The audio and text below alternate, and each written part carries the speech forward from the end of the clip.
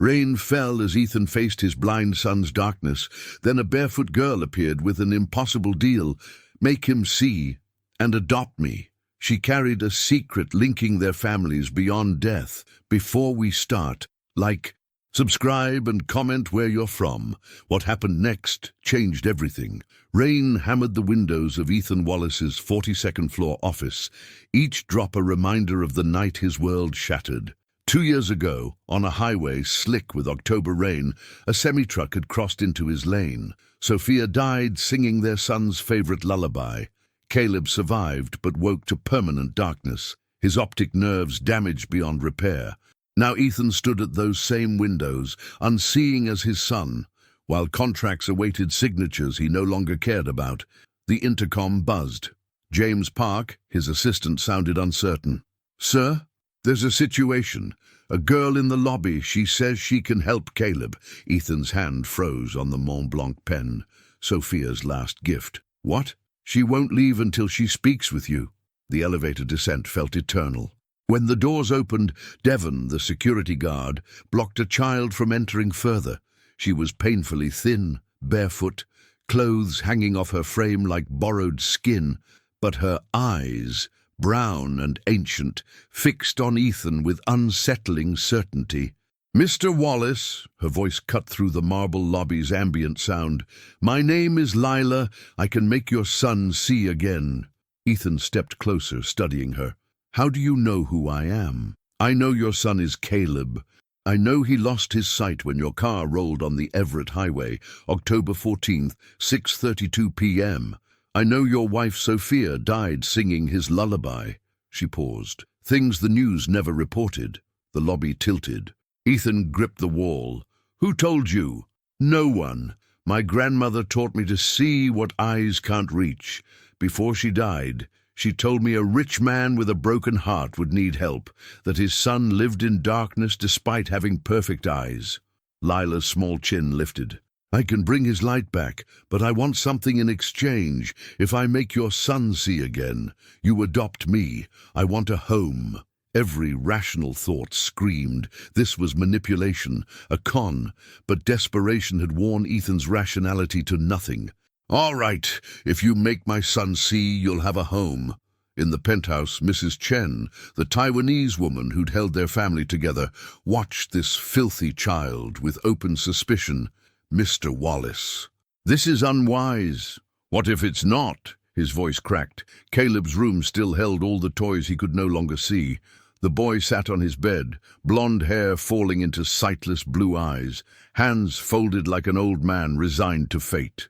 "Caleb, I've brought someone to meet you," Ethan said softly. Lila sat on the floor near him, careful not to touch. "My name is Lila. I came to help you see again. The doctors said there's no fixing it. Maybe it's not your eyes that need to see first." Her tone was gentle. "Do you remember the color of sunset?" Caleb frowned. "Orange. Mum said it was like my favorite juice." "Then let's start there." From her pocket, she produced a small amber crystal. "Hold this. Tell me what you feel." Caleb cupped the crystal. Nothing at first. Then warmth pulsed through his palms, and suddenly a flash of orange exploded in his perpetual darkness like dawn breaking. "I saw it!" His voice cracked. "I saw orange." Ethan's knees buckled. Mrs. Chen pressed her hand to her mouth. It was impossible, but it was happening. "Where there's love, there's light," Lila whispered. "Your mother never really left." Morning light turned the kitchen golden. Lila stood uncertainly in the doorway, watching Mrs. Chen crack eggs with unnecessary force. The woman hadn't warmed to her yet. Every gesture mechanical, dutiful. "Sit." Mrs. Chen didn't turn around. "I won't have you fainting from hunger." The toast appeared before her, perfectly golden, butter melting. Lila grabbed it with both hands and devoured it like someone who didn't know when the next meal would come. Mrs. Chen glanced over, and something shifted in her expression. She'd seen that hunger before. Ethan descended in running clothes, unexpectedly rested 4 hours of sleep, the first real rest since Sophia died. He found Lila examining a photograph, Sophia holding baby Caleb, both laughing. She was beautiful. Lila said softly. She had her own light. She did. I can still feel it sometimes, in Caleb, in you. Her finger traced the glass. Grief doesn't make light disappear, just makes it hard to see through shadows. Caleb emerged from his room, moving more confidently than he had in months. He reached the stairs and paused. Dad, is Lila still here? I'm here. I dreamed in colors. I haven't done that since before. In his office, James Park had been working since dawn, fingers flying across keyboards, birth certificate, Portland, mother unknown, guardian, Maeve O'Brien, deceased 8 months prior, 3 foster placements, multiple runaways, nothing that explained her knowledge of the accident. He pulled up traffic footage from that night, footage he'd obtained through questionable means 2 years ago.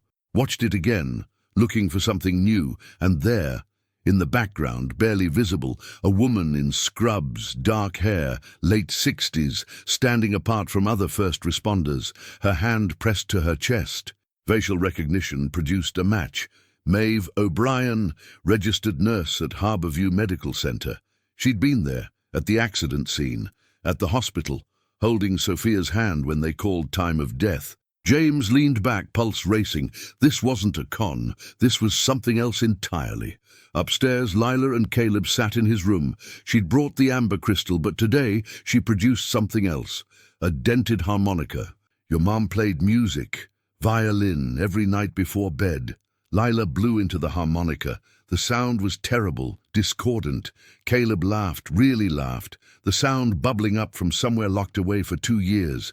And in that laughter, something shifted in his eyes. Shapes emerged from shadow, light separated from dark. Lila, I can see shadows. I can see you moving. She lowered the harmonica, hands trembling. What do you see? You're smaller than I thought. There's light behind you from the window. He reached out, fingers finding her face, tracing her features. You're real. Ethan stood in the doorway, watching his son see for the first time in 2 years. He crossed the room and pulled both children into an embrace. Lila stiffened, unused to affection, but gradually relaxed. Mrs. Chen appeared with tea, her hands shaking as she poured. When she looked at Lila now, the suspicion had transformed into something softer. That night, Lila couldn't sleep in the too-soft bed. She lay on the floor instead. Clutching her worn backpack, Mrs. Chen passed by, saw the light, peeked inside, saw this child curled on the hardwood, and her heart finally broke. She entered quietly, covered Lila with a blanket, whispered in Mandarin, "Little lost creature." Lila wasn't asleep, she heard. A single tear escaped. 5 days had passed, and the penthouse was learning to breathe differently.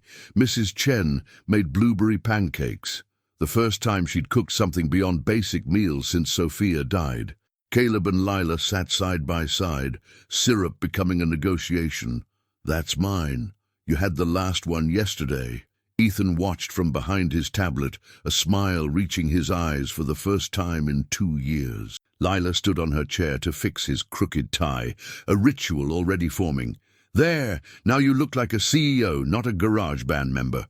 The doorbell shattered the moment. Marcus Brennan entered without invitation. Silver-streaked hair, perfect, Tom Ford suit immaculate. Ethan's former best friend and business partner, the man who'd built their company alongside him. "Ethan, we need to talk. The story is leaking. Journalists are calling.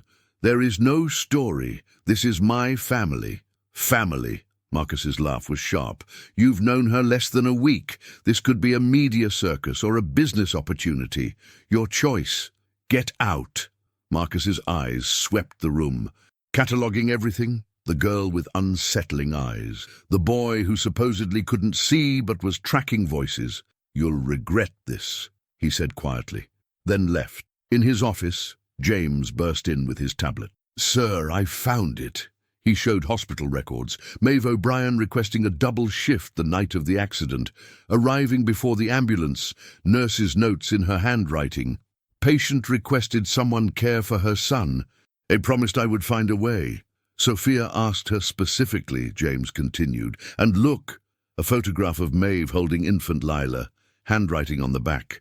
"My light, My promise. She knew, Ethan breathed. Somehow she knew. That afternoon, Lila discovered the music room. Locked since Sophia's death, she found the key, opened the door. White sheets covered everything like shrouds. She pulled them off one by one, revealing Sophia's violin in its velvet case. Caleb appeared, drawn by the sounds. "Can I touch it?" Lila guided his hands to the instrument. He lifted it, held it against his shoulder, drew the bow across strings. The sound was terrible, squeaking. They looked at each other and burst into laughter. In that moment, Caleb's vision sharpened further. Blurry shapes resolved into edges. He could see the violin's outline, the window's frame, Lila's face coming into focus. "I can see the window, the whole shape." Ethan appeared in the doorway, drawn by terrible music and beautiful laughter. Mrs. Chen touched his arm. "She's good for him, I know, but you're scared." He didn't answer, scared this was temporary, scared she'd leave, scared hope would destroy him when it inevitably failed. "What if I lose them both?" Mrs. Chen's grip tightened. "What if you don't?" That evening, Lila found photo albums, page after page of Sophia, pregnant, radiant, laughing, living. Ethan sat beside her. "She's beautiful but sad," Lila observed. "How can you tell?" Her smile doesn't reach all the way to her eyes, like she knew something was ending. She used to say she was borrowed from the universe, that she'd have to be returned someday. Maybe she was. Lila closed the album gently. "Maybe she was only here long enough to make you and Caleb, and now she sent me to help you finish what she started." "What did she start?" "Being a family. You stopped when she died. I'm here to help you start again." She laid her head against his arm. Ethan carefully put his arm around her thin shoulders, two people learning to carry each other's grief as the sun set beyond the windows. 2 weeks had become 3, and Caleb could distinguish colors. Not perfectly, everything held a dreamy quality, but he could tell blue from green, red from orange. Doctor. Harrison had stopped trying to explain it scientifically. Saturday morning broke clear. Caleb woke to sunlight and sat up so fast he made himself dizzy. "Dad!" The shout echoed through the penthouse. Ethan ran, heart hammering, thinking regression emergency, nightmare restarting. He burst into Caleb's room to find his son at the window, pointing with a trembling hand. "It's blue, Dad. The sky is actually blue." They spent the morning in the rooftop garden. Ethan carried Caleb on his shoulders despite the boy being able to walk. Just to be safe, Lila ran ahead, bare feet slapping wet grass. Refusing shoes no matter how much Mrs. Chen scolded. She spun in circles, arms outstretched, face tilted to sun. Caleb begged to be let down. They collided in a tangle of limbs and laughter, rolling in grass like puppies. Staining their clothes green, Mrs. Chen snapped a photo, texted James, miracle happening in real time. In the neighboring building, Eleanor Whitmore watched through binoculars. 67, widow, professional gossip. She watched the supposedly blind boy running, the grubby street urchin he played with, and picked up her phone. "Margaret, Ethan Wallace has some vagrant child living with him. Someone should notify authorities." By lunch, 3 residents had called various agencies reporting concerns about an unidentified minor in the penthouse. Inside, oblivious, Mrs. Chen taught Lila to cook. They stood side by side, Mrs. Chen's hands guiding Lila's as she learned to julienne carrots. The knife slipped, nicked her thumb. Lila didn't cry out, just stared at the blood. Mrs. Chen grabbed her hand, ran it under cold water. "Why didn't you say anything? I'm used to it hurting." Something in Mrs. Chen cracked. She pulled Lila close. "Where did you live before St. Mary's?" "Different places. Foster homes. But they didn't want me. I was too weird." Lila's voice was matter-of-fact. "In one house, the dad hit his wife. I told a social worker. They didn't believe me. Said I made up stories." Mrs. Chen cupped her face. "No more streets, you understand." "Yes, Popo." The Mandarin word for grandmother slipped out naturally. Mrs. Chen's eyes widened, then softened completely. "Yes, Popo." That afternoon, Dr. Harrison examined Caleb. The results were impossible. Optic nerve damage unchanged, yet vision improving. Whatever connection exists between them is real. Separating them could cause regression. The examination was interrupted. Marcus appeared uninvited. Ethan, think beyond personal feelings. This case could revolutionize neuroscience. Stanford wants to study him. My son is not a lab rat. Marcus's pleasant mask slipped. You're projecting grief onto a vulnerable child. It's unhealthy. The medical community needs... Get out! Ethan's shout echoed. Our partnership is dissolved. You have 48 hours to clear your office. Marcus left. But his parting look promised retaliation. That night, Lila had her first nightmare in the penthouse. She screamed, thrashing in sheets. Caleb heard, navigated by memory to her room, climbed into her bed. It's just a bad dream. You're safe here. Lila woke sobbing. I dreamed the director from St. Mary's found me. Dad won't let anyone take you. Caleb's confidence was absolute. They fell asleep tangled together while Mrs. Nichen kept watch from the doorway, memorizing their faces in case the future tried to steal this moment. 3 weeks and 2 days. The headline hit at 9 a.m. Millionaire's blind son mysteriously recovers. Homeless girl credited with miracle. Ethan's phone exploded. 17 calls became 34. The lobby intercom buzzed constantly. Devon's stressed voice. Sir, reporters everywhere, camera crews. I've called police, but lock it down. No one gets up. But they couldn't lock down the internet. The story metastasized. Half called Lila a saint, half called her a con artist, demanded capses investigate. Lila sat in the library, knees pulled to chest, watching camera crews gather below like wolves. This is my fault. It's not. Caleb grabbed her hand. Everything I touch falls apart. That's why foster families gave me back. Stop. You made me see. You made Dad smile. None of that is falling apart, but it was. James traced the leak to Marcus. IP addresses, email chains. Worse, Marcus had added poison. Anonymous quotes about Ethan's unstable state. Implications Lila was kept against her will. Helena Vargas arrived at noon. Sharp gray hair, immaculate suit, celebrity divorce attorney turned adoption specialist. She spread documents across Ethan's desk. Legal reality. Lila isn't in your custody. She's a runaway minor. CPS has every right to remove her immediately. Then we file for emergency custody. That takes weeks. And with this circus, they'll scrutinize everything. Your finances, mental health, motivations. Helena's expression was sympathetic but unflinching. They'll ask why a billionaire wants to adopt a random street child. The doorbell rang. Mrs. Chen returned, face grim. Child Protective Services. Mrs. Rodriguez was 35, Latina, severe bun, eyes that had seen too much. Mr. Wallace, I'm here regarding Lila O'Brien. Multiple reports of concern. She's safe. Hempy, I need to see her. Interview everyone separately. The interviews lasted hours. Lila in the living room, hands twisting. Do you feel safe here? Yes. Has anyone hurt you? No, they're kind. Why did you leave Saint? Mary's. The director hit children. I saw him lock a boy in the basement overnight. I tried to tell someone. No one believed me. Mrs. Chen's testimony was fierce. That girl brought life back to this house. If you take her away, you're the ones causing harm. Finally, Miss Rodriguez stood in the entryway. I see a functional, loving environment, but I also see a legal disaster. Lila is a ward of the state. She paused. I'm recommending temporary placement in certified foster care. While adoption paperwork is properly filed, it's necessary. No.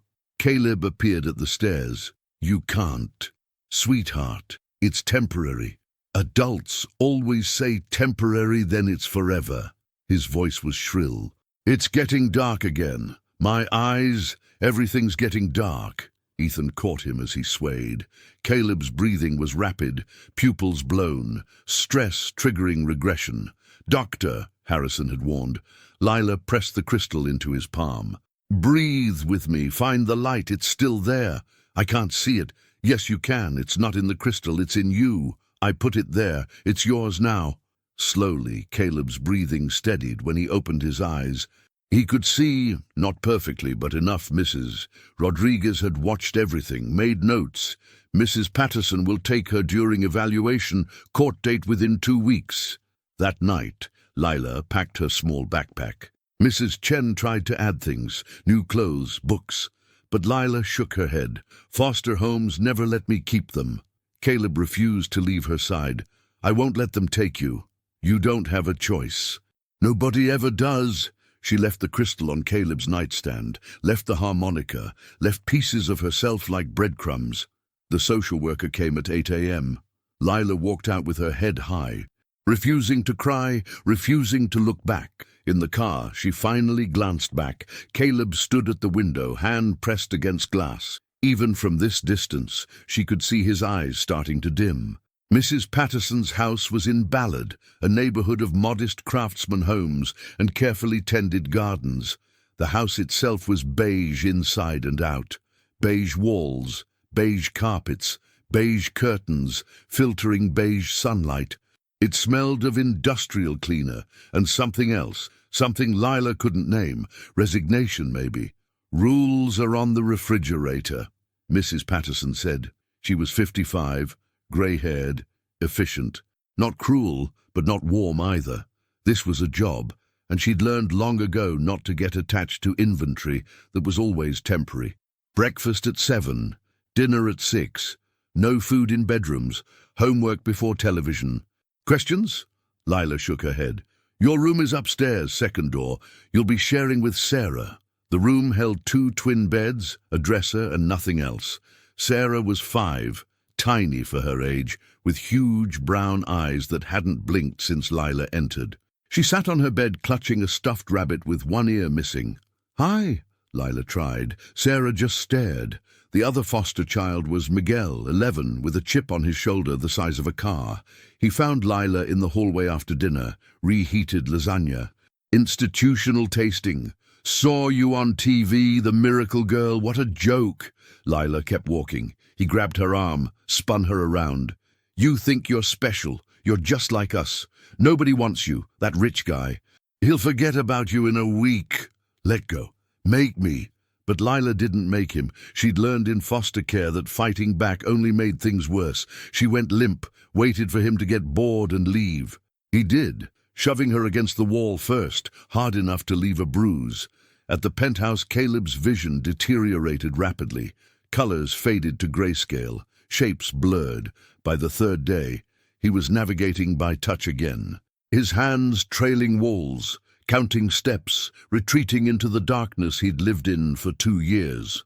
Dr. Harrison examined him, found nothing physically wrong. The optic nerve damage was unchanged. Whatever connection had been healing him, whatever Lila had done, was reversing in her absence. It's psychosomatic, Dr. Harrison said, though his voice was uncertain. The stress of separation is... It's not psychosomatic. Ethan's voice was raw. He hadn't slept in 3 days. It's real. The connection between them is real, and we broke it. Mrs. Chen had taken to cooking obsessively, Chinese comfort foods from her childhood, dishes that required hours of preparation and gave her something to do with her hands besides wring them. The kitchen was constantly full of steam and spices, but no one ate. James was working different angles. He'd contacted the hospital where Maeve had worked, was trying to get statements from staff who remembered her. He'd hired a private investigator to document conditions at St. Mary's Shelter. He was building a case, piece by piece, evidence by evidence. But evidence took time, and time was something they didn't have. Thursday afternoon, Marcus Brennan held a press conference. He stood on the steps of his new office building, bought with the severance Ethan had paid, and spoke into a forest of microphones. I'm deeply concerned about my former partner's judgment.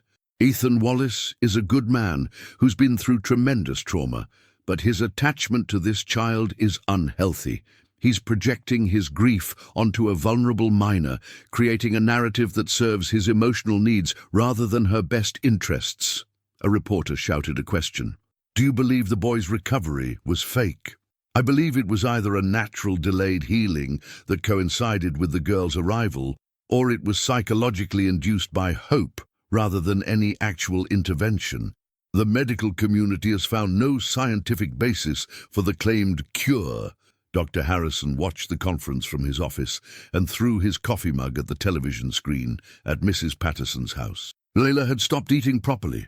She picked at meals, her already thin frame becoming skeletal. She had nightmares every night, about the director at St. Mary's, about Miguel's hands on her, about Caleb's eyes going dark. Only Sarah seemed to reach her. The little girl had been mute for 6 months, according to Mrs. Patterson, since being removed from her parents' home. But at night, she crawled into Lila's bed, pressed her small body against Lila's back. The third night, Lila sang, the lullaby Maeve had taught her in Irish, words she didn't understand but knew by heart, and Sarah, who hadn't spoken in 6 months, whispered, "Don't leave." "I won't," Lila promised, knowing it was probably a lie. Everyone always left or got left. Wednesday morning, Ethan was in his office when James burst in without knocking. "We have it, everything we need." He spread documents across the desk, hospital records showing Maeve's presence at the accident scene and in Sophia's final moments. Nurses' notes in Maeve's handwriting documenting Sophia's last request. Testimony from other hospital staff about Maeve's unusual insistence on being there. A photograph of Maeve holding infant Lila, the date on the back showing it was taken just days before Maeve received her terminal diagnosis. "She knew she was dying," James said. "She knew she'd never be able to fulfill Sophia's request herself, so she raised Lila to do it. A 7-year-old raised to fulfill a dying woman's promise to a stranger." Ethan's voice was hollow. "Not a stranger, Sophia. They connected in those final moments. Maeve felt responsible." Helena Vargas arrived within the hour. She reviewed everything with the sharp precision of someone who'd built a career on attention to detail. Finally, she looked up. "This changes everything. This proves Lila's connection to your family predates her arrival. This shows her presence wasn't random or opportunistic. It was the fulfillment of a promise made to your dying wife. It's compelling almost." She paused. "Almost fated. Can we get her back? We can request an emergency hearing, argue that separation is causing documented harm to both children, but I need Lila's testimony." And Mrs. Rodriguez placed a no-contact order.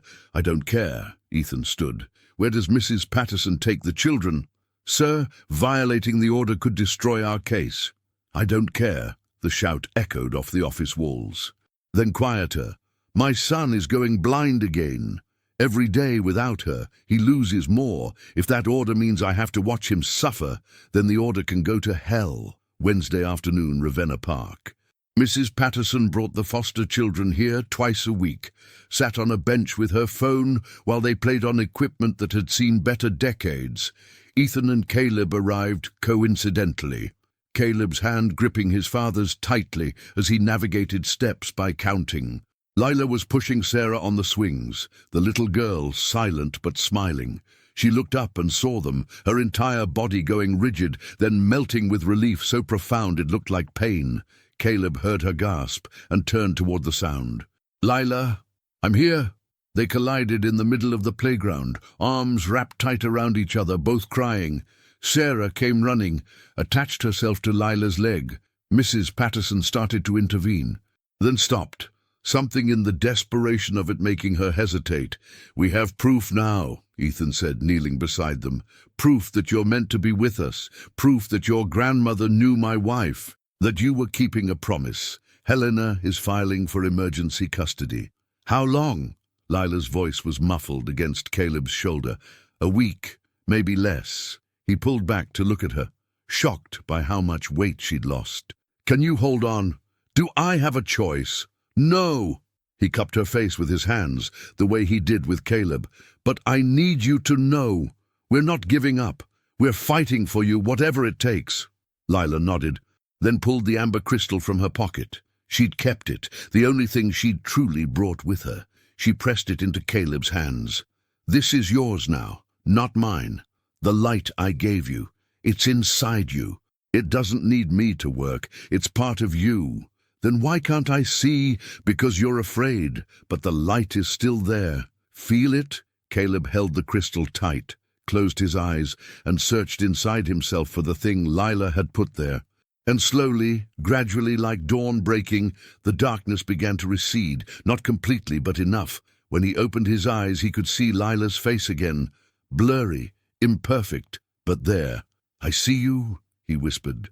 Mrs. Patterson's phone rang. She answered, listened, her expression hardening. Yes, I understand. I'll bring her back now." She hung up, looked at Lila. "That was Mrs. Rodriguez. She knows about this meeting. We need to go." 5 more minutes, Ethan said. "I could lose my license." 5 minutes! Something in his voice, not anger but absolute desperation, made her nod. They spent those 5 minutes just being together. Sarah held Lila's hand. Caleb leaned against his father. Lila told them about Mrs. Patterson's house, about Miguel, about the beige walls and institutional food and absolute absence of anything that felt like home. "Just hold on," Ethan repeated. "1 more week."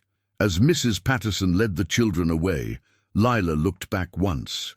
Caleb stood beside his father, his hand raised in goodbye, his eyes tracking her movement. Still seeing, still fighting, she turned forward and kept walking, because that's what she'd learned to do. Keep walking, even when everything in you screams to stay. The courtroom smelled of old wood and anxiety. King County Family Court, 3rd floor, courtroom B. Harsh fluorescent lights that turned everyone's skin slightly yellow. Hard wooden benches worn smooth by decades of bodies waiting for life-changing decisions. Ethan sat at the plaintiff's table, wearing his most conservative suit, navy, not black, Helena's advice beside him. Helena Vargas had her war face on, the one that had won her custody battles against billionaire ex-husbands and corrupt family members. Behind them, Mrs. Chen sat in a traditional Chinese silk dress, her grey hair swept into an elegant bun. James Park had come, and Devon and Dr. Harrison, a small army of support, on the other side. Marcus Brennan sat with Dr. Castellano, who'd built a career defending the indefensible. They had no official standing in the case, but they'd submitted amicus briefs, concerned citizen testimony. Poison disguised as civic duty, Mrs. Rodriguez sat separately, representing the state's interests. Beside her, Lila, wearing a dress Mrs. Patterson had bought. Plain, cheap, 2 sizes too big, the girl looked breakable. All rise for the Honorable Judge Martha Thornton. Judge Thornton was 62, black, with 35 years on the bench and eyes that missed nothing. She'd seen every custody trick, every manipulation, every genuine tragedy dressed up as legal theater. She sat, adjusted her reading glasses, and studied the file before her. Case number 2024 JV 7893, custody petition for minor Lila Grace O'Brien. "I've reviewed the briefs. Let's begin." Helena stood. "Your Honor, this is not a typical custody case. This is a story about legacy, about promises made and kept across generations, about 2 families connected by tragedy and healed by extraordinary circumstances." She walked the court through the timeline.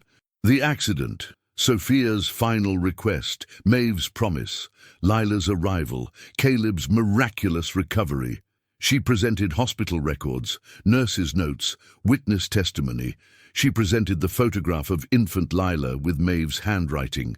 "My promise, this child didn't randomly appear at Mr. Wallace's door. She was fulfilling a sacred obligation, passed to her by her dying grandmother, to help the son of a woman she'd never met, but whose final wish she'd witnessed. If that's not grounds for custody, I don't know what is." Dr. Castellano stood, adjusted his expensive tie. "Your Honor, this is an emotional narrative, but let's examine facts. Mr. Wallace lost his wife tragically. He's been in mourning. His business partner," he gestured to Marcus, "has expressed legitimate concerns about his mental state." "Objection." Helena's voice cracked like a whip. "Mr. Brennan has no standing in this case, and his testimony is tainted by the fact that Mr. Wallace terminated their business relationship. Sustained, Mr. Castellano, unless you have relevant evidence beyond hearsay and speculation. He produced documents, character testimony from concerned citizens, medical experts questioning the claimed cure, financial analysts suggesting Mr. Wallace is using this situation for publicity. Publicity. Ethan half rose from his seat. Helena grabbed his arm. Judge Thornton fixed Castellano with a look that could freeze water. "Counselor, I've been doing this a long time. I know character assassination when I see it. Do you have anything substantive?" He didn't. He sat down. Mrs. Rodriguez stood. "Your Honor, if I may, I've conducted home visits and interviews. I found no evidence of abuse or neglect. The Wallace home is loving, stable, and appropriate. However, protocol exists for a reason. Mr. Wallace should have contacted authorities immediately upon encountering a runaway minor. His failure to do so, while understandable emotionally, was legally problematic. But you're not opposing the petition?" "No." "Your Honor, I'm recommending supervised custody with monthly evaluations for 6 months, followed by permanent adoption if all benchmarks are met." The courtroom stirred. Marcus's face went red. Helena squeezed Ethan's hand under the table. Witness testimony began. Mrs. Chen took the stand first, her English careful but clear. "I work for Mr. Wallace 3 years. I watch him after wife dies. Watch him become ghost in his own house. Then this little girl comes, and light comes back. She is not burden. She is blessing." Her voice cracked on the last word. Judge Thornton handed her a tissue. Dr. Harrison testified next. "I can't explain Caleb's recovery scientifically, but I can document it medically, and I can testify that separating these children caused immediate, measurable regression in Caleb's vision. Whatever the mechanism, psychological, neurological, or something we don't yet understand, the connection between them is real and beneficial." Mrs. Eleanor Whitmore was called by the defense. She walked to the stand in her best Chanel suit, prepared to testify about the dangerous street urchin corrupting the wealthy family. "Mrs. Whitmore," Dr. Castellano began, "you called CPS with concerns about Miss O'Brien. Can you describe what you observed?" She opened her mouth, closed it, looked at Lila, small and scared at the table, looked at Caleb in the gallery, holding Mrs. Chen's hand, his eyes fixed on Lila with desperate concentration. "I was wrong," she said quietly. "I'm sorry. I said I was wrong." Louder now. "I called CPS because I saw a poor child playing with a rich child, and I made assumptions. But I've watched them for weeks. I've seen how that boy lights up when she's near. I've seen how she looks at him like he hung the moon. I'm a widow, Your Honor, 20 years alone in a big house. I know what family is and what family isn't. This," she gestured to Ethan and Lila, "this is family blood or not." She stood, walked out, leaving Dr. Castellano sputtering. Then it was Caleb's turn. Helena knelt beside him before he took the stand. "Just tell the truth, okay? What you feel? What you want? Nothing else matters." The bailiff had to adjust the witness chair for his height. Caleb sat, feet swinging, hands gripping the armrests. Judge Thornton softened her voice. "Caleb, I'm going to ask you some questions. Just answer as best you can. Is that all right?" "Yes, ma'am." "Do you like Lila?" "I love her." "Why?" Caleb thought carefully. "She taught me that being blind wasn't the worst thing. Being scared was worse. And she showed me how not to be scared anymore. Do you want her to come home? She is home. She just hasn't been allowed to be there yet." Simple, devastating. Judge Thornton removed her glasses, cleaned them slowly. Marcus couldn't help himself. He stood. "Your Honor, the child has been coached." "Mr. Brennan, you have no standing in this court. Sit down or be removed." The bailiff took a step toward Marcus. He sat, finally, Lila. She walked to the stand like she was walking to execution. The bailiff asked her to place her hand on the Bible, and she did, her hand barely bigger than the book. "Do you want to live with the Wallace family?" Judge Thornton asked. "Yes, ma'am." "Why?" Lila's eyes found Ethan's across the courtroom. "Because for the first time in my life, I feel like I belong somewhere, like I'm not just passing through until the next place. I'm not perfect. I probably don't know how to be part of a family because I've never had one. But I want to learn, and her voice broke. They make me want to stay. What about your grandmother? Do you think she'd approve of this? Tears spilled over. She told me to find them. She told me they needed help, I think. I think she sent me to them because she knew we all needed each other. Doctor. Castellano cross-examined, tried to poke holes, suggest manipulation, but Lila just answered honestly, simply devastating him with her lack of guile. Judge Thornton called recess, 1 hour. They waited in a conference room. Ethan couldn't sit still. Mrs. Chen prayed in Mandarin. Caleb held the amber crystal, focusing on keeping his vision clear. Lila sat apart, her arms wrapped around herself. 53 minutes later, the bailiff called them back. Judge Thornton had removed her glasses. She looked tired, human, like a grandmother about to deliver news she wished she didn't have to. I've presided over family law for 35 years. I've seen every variation of dysfunction, manipulation, and genuine love, disguised in legal language. This case, she paused, this case defies categories. Protocol says one thing, evidence says another. My gut says a third thing entirely, and I've learned that when protocol and humanity conflict, justice requires finding a path that honors both. She looked at Lila. This child was entrusted with a promise by her grandmother. She kept that promise in extraordinary ways.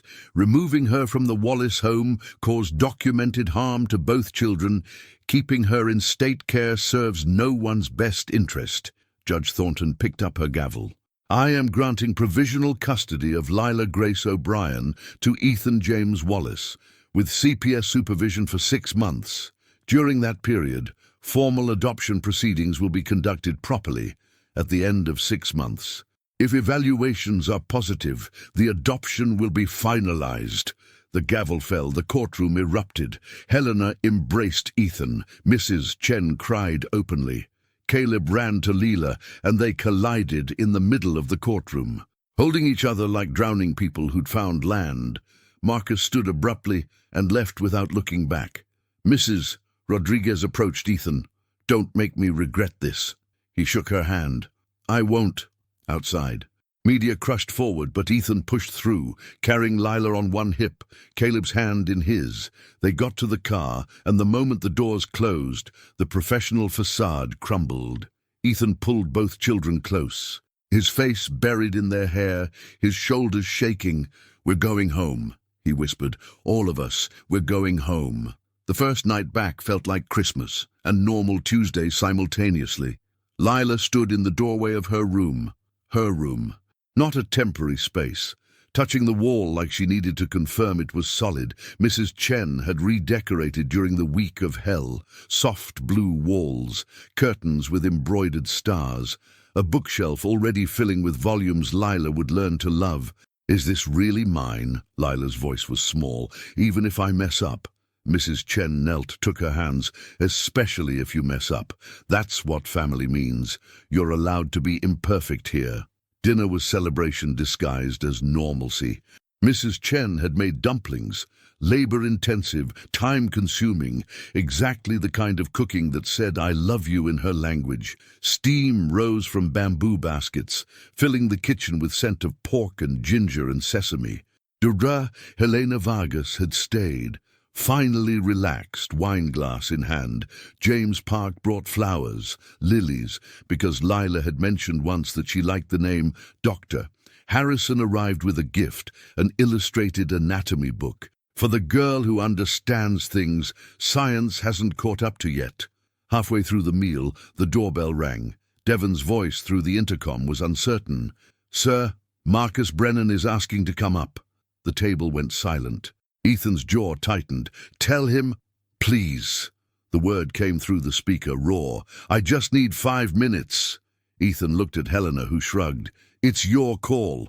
He nodded to Devon. Marcus emerged from the elevator looking like he'd aged a decade in a week. His suit was rumpled, his usual polish dimmed. He stood in the entryway, hands hanging uselessly at his sides. I destroyed everything, he said without preamble. The company, our friendship, almost destroyed that little girl. I was so focused on capitalizing the story, on being relevant, that I lost sight of what actually matters.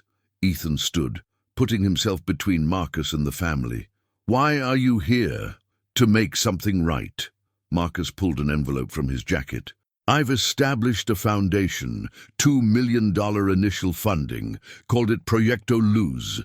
Caleb told someone that's what he and Lila were going to name their work. It's dedicated to helping blind children without resources. Alternative therapies, family support, ethical research. No publicity for me. You control everything. He pushed the envelope across the entry table. I know it doesn't fix what I did, but maybe it prevents me from being completely irredeemable. Ethan didn't touch the envelope. Why should I trust this? You shouldn't, but I'm asking anyway. Marcus's voice cracked. We were friends once, before I let ambition rot me from inside. I'm not asking for that back, just not to be hated. Ethan picked up the envelope, opened it, scanned the legal documents. They were legitimate, binding, generous, beyond obligation. We won't work together again, Ethan said finally. But I don't hate you. Get help, Marcus. Figure out what happened to you. And thank you for the foundation. Marcus nodded, started to leave, paused. She's special. Protect her from people like I became. After he left, no one spoke for a long moment. Then Caleb said, Can we finish dinner? The dumplings are getting cold. The tension broke. They laughed, returned to the table, to the simple joy of food and family and second chances. 2 days later, Lila started school. Evergreen Academy was small. Progressive, housed in a converted mansion in Capitol Hill, 20 students per grade, teachers who actually knew their names, curriculum that emphasized emotional intelligence alongside academics. Lila was terrified. She'd never attended real school, just educational programs in foster homes and shelters that barely counted. Mrs. Chen had to physically guide her out of the car, Caleb holding her other hand. You're smart, Caleb said, and nice, that's all that matters. Her classroom was on the second floor, skylights flooding it with natural light. 14 children looked up when she entered. They knew who she was. The story had been everywhere. But Mrs. Reeves, the teacher, had prepared them. Class, this is Lila Wallace. She's joining us from Portland. I expect you'll make her feel welcome. At recess, Lila stood against the building, trying to be invisible. A girl with red curls approached. Emma Chen, no relation to Mrs. Chen, 11 years old and fearless. Is it true you can do miracles? Lila shook her head. I just help people find light they already have. Emma considered this. That's still pretty cool. Want a jump rope? And just like that, Lila had her first real friend. 2 weeks passed, then 4. The house settled into rhythms that felt like they'd always existed. Morning pancakes, Caleb and Lila fighting over the syrup, evening homework at the kitchen island, Mrs. Chen cooking while helping with math, bedtime stories, Ethan reading to both children until his voice went hoarse. The first beneficiary of Proyecto Luz was Isabella Chen, no relation to Mrs. or Emma. 9 years old, blindness caused by tumor removal, family without resources for experimental therapies. Ethan and Lila visited their small house in South Seattle. Lila sat with Isabella, nervous at first. She'd only done this once, with Caleb, and that had been instinct. Now she had to be deliberate. She used the techniques she'd discovered. Sensory memories, emotional connection. The amber crystal now kept in a velvet pouch. Isabella didn't suddenly see, but she could, for the first time since surgery, perceive light versus darkness. One small step, but giant for her. Her parents cried. Lila realized something important. Her gift wasn't about spectacular results. It was about bringing hope where there'd been none. 1 month after the hearing, Mrs. Rodriguez came for her follow-up visit. She observed breakfast chaos. Caleb and Lila arguing about who got the last blueberry muffin, Mrs. Chen threatening to make no muffins ever again, Ethan unsuccessfully trying to referee while reading emails. She watched Lila help Ethan pick a tie for his meeting. The blue one matches your sad eyes better. Wait, I mean Dad. She blushed furiously. Dad works, Ethan said quietly. and Lila's smile could have powered the city.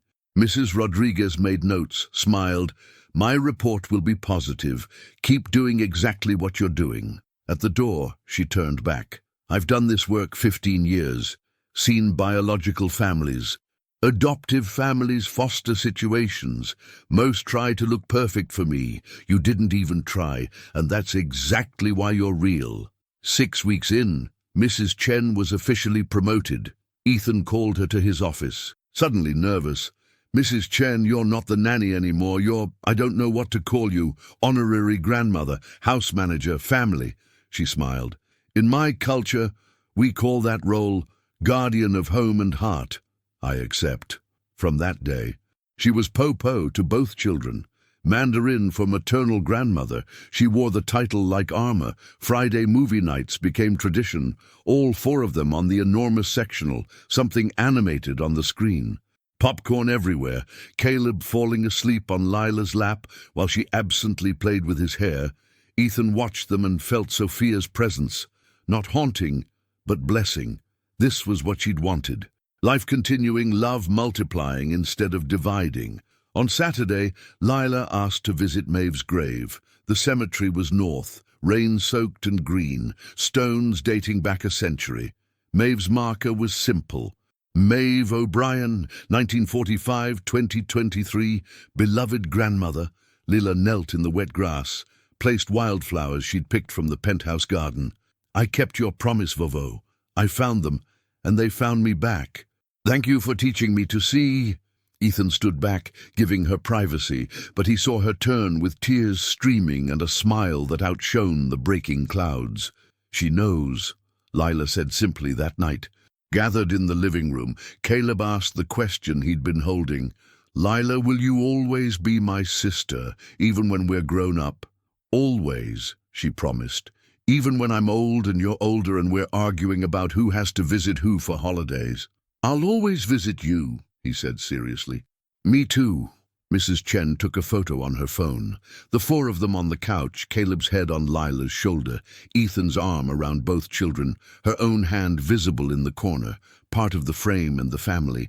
She sent it to James with a message. "We won. 6 months from the day Judge Thornton struck her gavel, spring exploded across Seattle.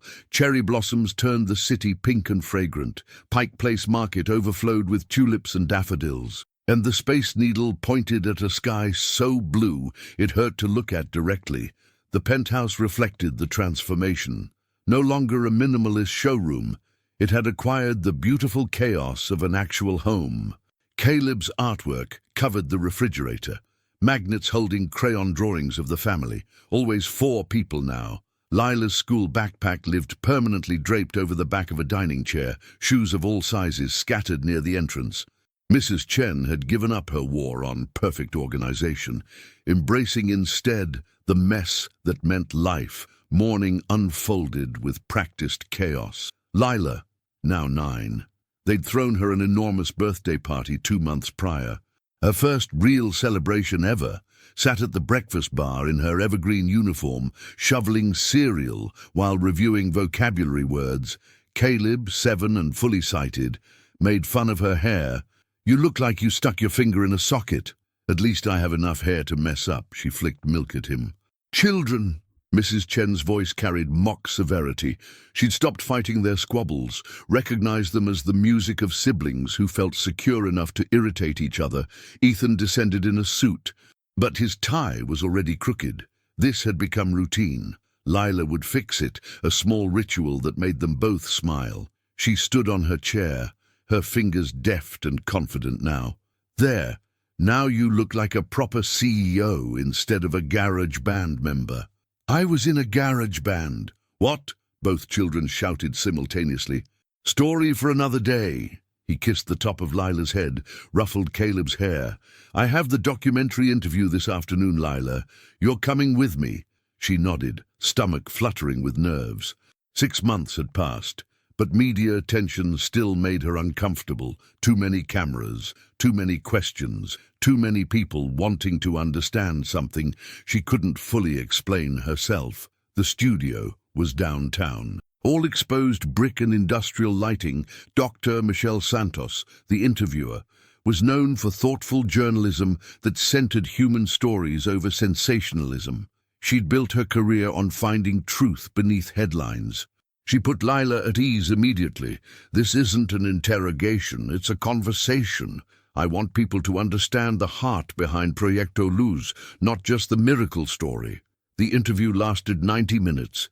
Lila spoke with a maturity that consistently surprised adults who expected a child, about her grandmother's teachings, about seeing light in people even when they couldn't see it themselves, about Caleb, about family, about belonging. Many people call you miraculous, Dr. Santos said. How does that make you feel? Uncomfortable. Lila twisted her hands. I don't do miracles. Miracles are big and dramatic. I just remind people that they're not as broken as they think, that light doesn't disappear, it just gets covered up sometimes. And you uncover it. I help them remember where the light switch is. The segment would air in 2 weeks. But Dr. Santos already knew it would be their highest viewed interview of the year. At school, Lila had fully integrated. She and Emma Chen were inseparable, along with 2 other friends. Marcus, awkward name given the history, but he was sweet and loved dinosaurs. And Sophia, who shared her name with Caleb's mother, and somehow that felt right. But today, Lila noticed a new kid, Asian-American boy, maybe 10, sitting alone at lunch with a book. Shoulders hunched in the universal language of "don't notice me," she abandoned her friends mid-conversation, walked over. "Hi, I'm Lila." He looked up, startled. "Daniel, just moved from Portland." "Portland? I'm from there too." She sat uninvited. "It's scary being new, but it gets better." Something in his expression shifted. Recognition that she understood. Everyone here already has friends, so make new ones. Want to sit with us? Just like that. Daniel joined their table. Just like that. The cycle of loneliness was broken. Emma rolled her eyes fondly at Lila's inability to leave anyone alone, but made room without complaint. After school, Caleb's class had an event. Reading their creative writing stories aloud, Ethan and Lila sat in tiny chairs meant for 7-year-olds, knees to their chests, watching Caleb nervously approach the front. His story was about a boy who lived in darkness and a girl who brought light, barely fictionalized, painfully honest, beautiful in its simplicity. When he finished, the room erupted in applause. Lila cried, not even trying to hide it. "That's my brother," she whispered to Ethan. "Our son," he whispered back, at Proyecto Luz's modest downtown office. Marcus Brennan worked 3 afternoons a week, coordinating therapy logistics. His relationship with Ethan had stabilized into cordial professionalism. Not the deep friendship of before, but mutual respect. He'd found redemption not in grand gestures, but in consistent, unglamorous service. Today he brought news. Family in Idaho saw the documentary preview. Their daughter has a condition similar to Caleb's. They're asking if Lila might visit. Ethan hesitated. He'd been protective, not wanting Lila to feel exploited or pressured. "I'll ask, but it's her choice." At dinner, Mrs. Chen's masterpiece of roasted duck and mushroom risotto. Ethan mentioned the request casually. Lila chewed thoughtfully. "I can try, but they need to understand I'm not magic. I just help people find what's already there." "I'll go too," Caleb added. "I can tell her what it was like for me." "Both of you," Ethan said firmly. "We do this as a family or not at all." That night, Lila had a nightmare. Rare now, but they still came. She woke gasping, the old fears rushing back, but before she could spiral, her door opened. Caleb stood there in rocket ship pajamas, the amber crystal in his hand. "Bad dream," she nodded. He climbed into her bed, settled against her side. "Remember what you told me. The light is inside you. The nightmare can't touch it." She focused on her breathing, on Caleb's steady presence, on the home that had become her anchor. The fear receded. "Thanks, little brother. I'm only little for 3 more years. Then I'll be taller than you." Keep dreaming. Saturday afternoon. Official adoption papers arrived. 6 months of supervision, evaluations, home visits. all culminating in this thick envelope with King County Superior Court letterhead. Ethan opened it with shaking hands. Mrs. Chen stood behind him, reading over his shoulder. The legal language was dense, formal, and absolutely final. By order of this court, Lila Grace O'Brien is hereby legally adopted by Ethan James Wallace. With all rights, privileges, and responsibilities therein, I have a real last name now, Lila breathed, reading the document for the third time. A permanent one, Wallace. Lila Grace Wallace. Ethan tested it. Sounds right. Sounds perfect. She threw her arms around him and he lifted her, spinning once, even though she was getting too big for it. Forever. Forever. They framed the document, hung it in the hallway beside the photo of Sophia holding baby Caleb. A family line, unbroken despite death and loss and chaos, connected not by blood, but by something stronger. Choice and promise and love that refused to quit. That night, all four of them sat on the balcony watching the city lights wink on as dusk fell. Mrs. Chen had brought tea and cookies, settling into the chair she'd claimed as hers. Caleb leaned against Lila, comfortable in their sibling closeness. Ethan's arm draped around both children, holding them close. You know what Vovo Maeve used to say? Lila's voice was soft. She said family isn't just who gives you life, it's who makes your life worth living. Silence, contemplative and peaceful. So, Ethan prompted, does your life feel worth living? Lila looked around, at Mrs. Chen, who'd become the grandmother she still had, at Caleb, who'd become the brother she never imagined having, at Ethan, who'd become the father she'd always needed. She looked at the city spreading below them, lights beginning to glow in windows, each representing homes, stories, lives. Yeah, she whispered. It does. Mrs. Chen pulled out her phone, captured the moment. 4 people on a balcony, silhouetted against the dying light, the city alive below them. She didn't post it anywhere, didn't share it, just kept it. This evidence of ordinary miracles happening in real time. Inside, the phone rang. James, with news about the Idaho family, plans to make, lives to touch, light to share. But for now, they stayed on the balcony, watching night settle over Seattle, content in the knowledge that tomorrow would come and they'd face it together. Because that's what families do. 6 months had become a year, and the year had acquired the weight of forever. Late April wrapped Seattle in that particular Pacific Northwest magic where everything bloomed simultaneously. Cherry trees, tulips, azaleas all competing for attention. The air so fragrant it was almost intoxicating.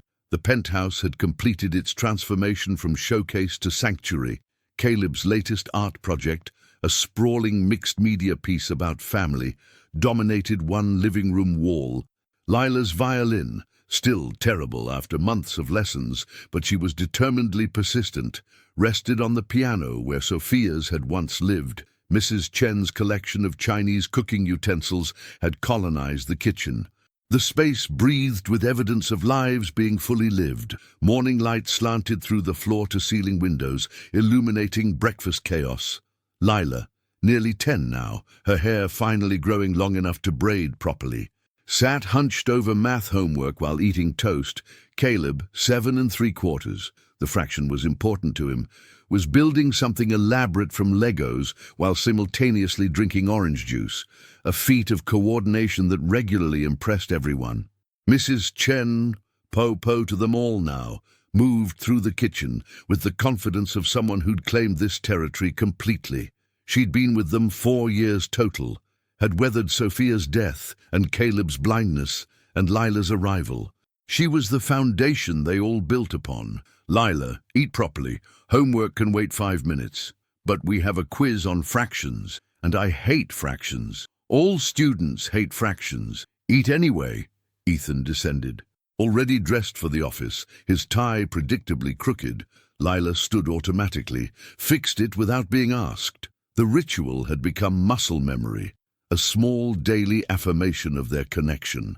Today's the documentary, she said, suddenly nervous. You were brilliant, don't worry. What if people think I'm weird? Then they're not paying attention. He kissed her forehead. You're extraordinary. Not weird, there's a difference.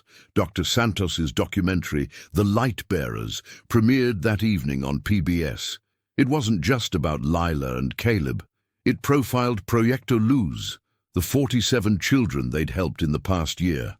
The families finding hope where medical science had offered none. But the heart of it was Lila's interview, her childish wisdom cutting through typical documentary solemnity, the segment where she explained, "Light doesn't need me to exist, it's already there. I just help people remember how to see it," had already gone viral in preview clips.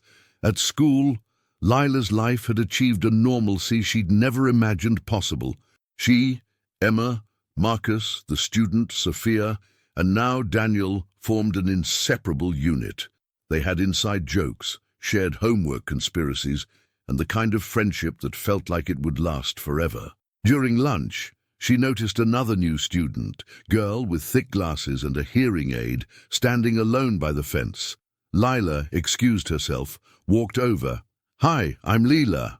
The girl's hands moved in airsel. Leila didn't know sign language, but she understood isolation in any language. She pulled out her phone, opened the Notes app, typed, "Want to sit with us?" The girl, Amy, smiled and nodded, just like that. The group expanded again. Emma started learning Usul from YouTube videos that very afternoon. Within a week, they were all fumbling through basic signs, making Amy laugh at their terrible grammar but cry at their effort. This, Lila understood, was how light spread, not through grand miracles, but through small acts of inclusion that rippled outward endlessly. Proyecto Luz had grown beyond anyone's expectations. The foundation now operated in 3 states, had helped 63 children, and partnered with major research hospitals investigating alternative therapeutic approaches. Marcus Brennan had proven himself through consistent, humble service. Working his way from peripheral volunteer to essential team member, he'd also begun therapy, working through the ambition and insecurity that had nearly destroyed him. Some weeks he attended the support group for families of visually impaired children, listening more than speaking, learning what actually mattered. Today he had news: family in Boston, twin girls, both with traumatic blindness from car accident. They want to know if we can help. Ethan looked at Lila, who was doing homework at the conference room table. "What do you think? We can try." She'd learned to be confident but not arrogant about her gift. "But I want Caleb and Isabella to come, show them it's not just me." The trip was scheduled for summer break. A family vacation disguised as outreach, expanding the circle of light one person at a time. Wednesday afternoon, surprise visitor Judge Thornton appeared at the penthouse unannounced, out of her robes and in civilian clothes, jeans and a sweater, looking like someone's grandmother rather than a family court judge. "I'm in the neighborhood," she lied cheerfully. Mrs. Chen saw through it immediately, but played along, offering tea. They sat in the living room while Caleb and Lila did homework at the dining table. Judge Thornton watched them for a long time. The easy sibling bickering, the unconscious teamwork, the way they existed in each other's space without friction. "I've presided over 3,000 cases," she said quietly to Ethan. "Maybe a dozen still keep me up at night, wondering if I made the right call. Yours isn't one of them." Ethan's throat tightened. "Thank you." "Don't thank me, thank them." She nodded toward the children. "They did the work, I just signed the papers." Before she left, she pulled Lila aside. "You know you're going to do extraordinary things with your life, right?" Lila shrugged, uncomfortable with praise. "I just help people." "Exactly." Judge Thornton squeezed her shoulder. "Never lose that simplicity. The world will try to make you complicated. Stay simple." That evening, family dinner was interrupted by a knock on the door. Devon hadn't announced anyone, which meant it was someone already cleared. James, Helena, Dr. Harrison, or Mrs. Eleanor Whitmore stood in the doorway holding a casserole dish. "I made too much," she said, not meeting anyone's eyes. "Thought you might want some." Mrs. Chen accepted it with grace, invited her in. Eleanor hesitated, then entered, seeing the family mid-meal. The scene was so normal, kids arguing about who got more broccoli.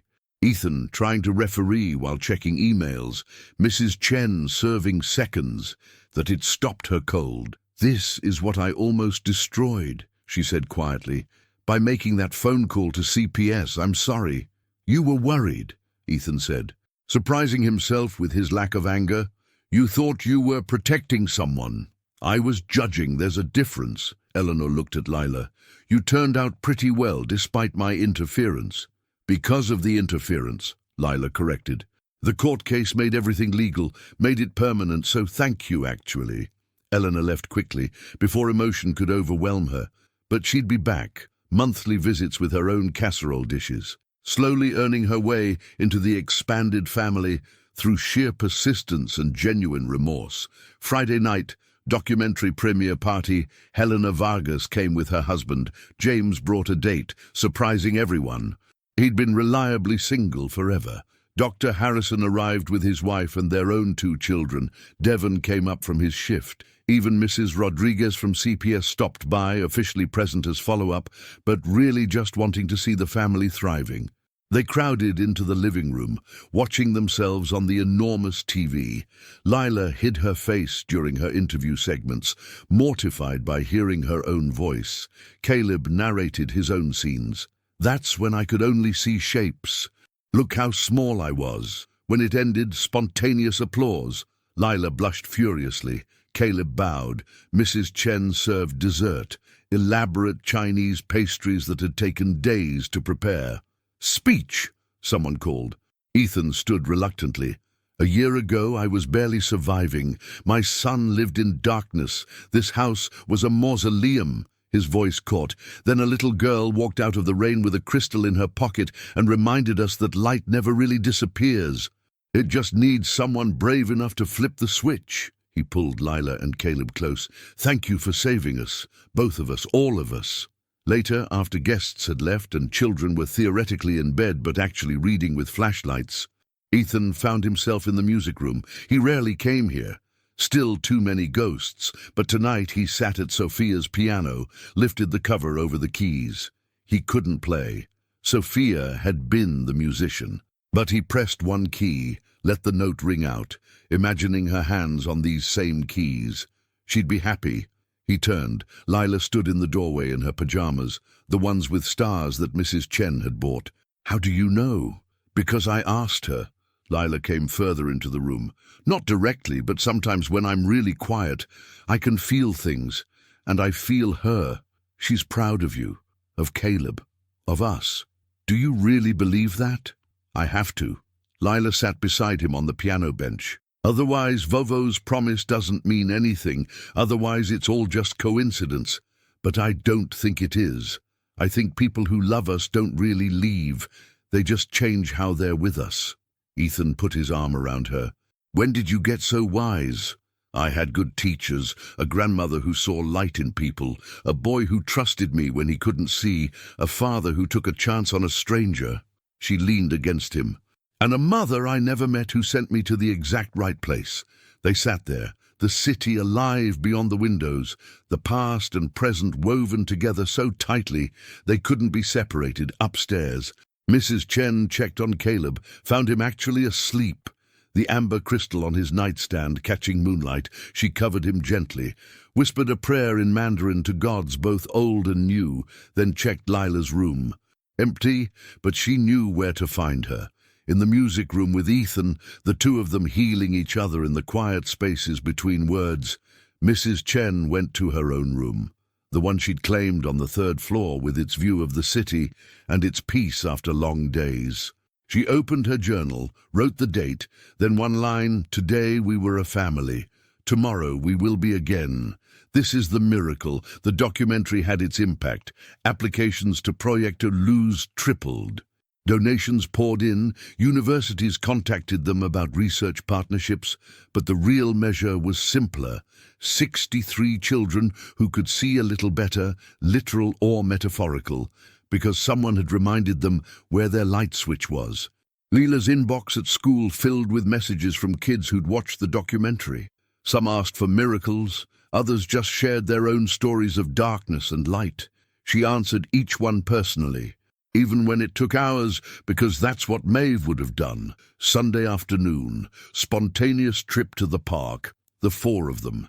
Ethan, Lila, Caleb, Mrs. Chen, plus Emma and her family, Daniel and his, Marcus, the student, and his parents. A gathering that looked nothing like a traditional family, but felt exactly right. They played soccer, badly, flew kites, one got stuck in a tree, ate sandwiches that tasted of grass and sunshine. Caleb could see everything now, every detail, every color, every person he loved. He catalogued it constantly, afraid of forgetting. Even though the fear was irrational, Lila pushed him on the swings, running underneath at the last second so he'd shriek with terrified delight. They were just kids, normal, chaotic, happy kids. Lila, a voice from across the park, Sarah Patterson, the little girl from Mrs. Patterson's foster home, ran toward them with her adoptive parents trailing behind. She'd been adopted 2 months after Lila left, by a couple who specialized in children with selective mutism. "Hi," Sarah threw herself into Lila's arms. "I talk now, I want to hear everything." Sarah talked for 10 minutes straight, about school and her new dog and how she had her own room with purple walls. Her parents thanked Lila quietly. "Something about you made her feel safe enough to try. We'll always be grateful." These moments were Lila's real reward, not documentaries or foundation work, but individual lives touched, individual lights rekindled. As the sun set, painting the sky that impossible orange Caleb had first seen through Lila's crystal, they gathered on the grass, all of them, an extended chosen family watching day become night. Ethan pulled out his phone, wanted to capture it, but realized the memory would be better than any photograph. "Make a wish," Caleb said, pointing at the first star. "I don't need to," Lila replied. "I already have everything I wished for." Mrs. Chen nodded her approval. Marcus's family packed up their things. Emma hugged Lila goodbye. The park emptied slowly, reluctantly, everyone wanting to hold on to the magic a little longer, walking back to the car. Caleb slipped his hand into Lila's. "Will you always be my sister? Always, even when we're old and grey and arguing about whose turn it is to visit whose nursing home? I'll visit you every day. Me too, at home." The penthouse welcomed them with lights already on. Mrs. Chen always left them burning, unable to shake the habit of guiding people home. They tumbled inside, tired and grass-stained and happy. Later, after showers and dinner, and the elaborate bedtime routine that somehow always took an hour, Ethan found himself in Lila's doorway. She was reading by lamplight, her hair damp and smelling of strawberry shampoo. "You know I love you, right?" The words came easily now, after a year of practice. "Not because you helped Caleb, because you're you." She looked up, smiled. "I know. I love you too. Not because you gave me a home. Because you're you." He kissed her forehead, turned to leave, paused. "Your grandmother would be proud." "I hope so. I think so." She touched the amber crystal on her own nightstand. Caleb had insisted she keep the original. "Sometimes I feel her like she's still watching. Maybe she is." After he left, Lila turned off the light, lay in her bed that was exactly the right kind of soft, in her room that was exactly the right shade of blue, in the home that had somehow become hers. Through the window, the city glowed, millions of lights in millions of windows, each representing a person, a story, a life, each carrying their own darkness and their own light. And Lila, who'd arrived barefoot in the rain with nothing but a crystal and a promise, fell asleep knowing she'd kept both. Did this story touch your heart? Share which moment resonated most with you? We'd love to hear about your own experiences with chosen family and unexpected miracles. Want more stories about hope, healing, and the families we create? Follow us for tales that remind you of the light within all of us. Because in the end, as Lila learned from her grandmother Maeve, and as we all need to remember, miracles don't fall from the sky in dramatic explosions. They arrive barefoot in the rain, carrying amber crystals in worn pockets, reminding us that the greatest magic in the world has always been, and always will be, simply seeing the light another human being carries inside themselves and having the courage to help them turn it on.